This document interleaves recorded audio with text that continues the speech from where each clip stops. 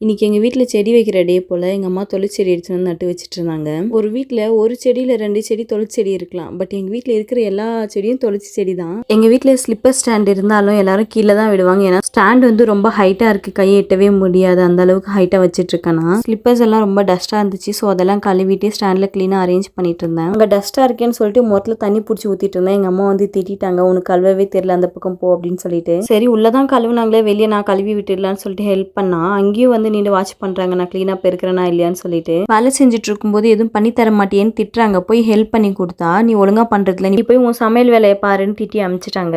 இன்னைக்கு நான் ரொம்ப ஈஸியா ஒரு சிக்கன் குழம்பு பண்ணேன். அது எப்படி பண்ணேன்னா, வழக்கம் போல சிக்கனை தாளிச்சிட்டு ஒரு மிக்ஸி ஜார்ல சீரகம், பட்டை, கிராம்பு, ஏலக்காய், தேங்காய் எதுவும் போடாம தக்காளி, வெங்காயம், பச்சை மிளகாய் இதெல்லாம் அரைச்சு சேர்த்துக்கிட்டேன். இது ரொம்ப ஃபைன் பேஸ்டா அரைக்காம கொஞ்சம் கொரன்னு அரைச்சிட்டு தென் அரைச்சி வச்சு இந்த மசாலாவை ஆட் பண்ணிட்டு கொஞ்சமா சிக்கன் மசாலா போட்டு தண்ணி ஊற்றி கொதிக்க வச்சோம்னா சிக்கன் குழம்பு ரெடி. அன்னைக்கு சிஎஸ்கே மேட்ச் அப்படிங்கிறதுனால நான் மேட்சை பார்த்துட்டே வீட்டில் இருக்கிற வேலையெல்லாம் செஞ்சுட்டு இருந்தேன். ஃபைனலி மேட்சை பார்த்துட்டே சாப்பிட்டு முடிச்சிட்டேன்.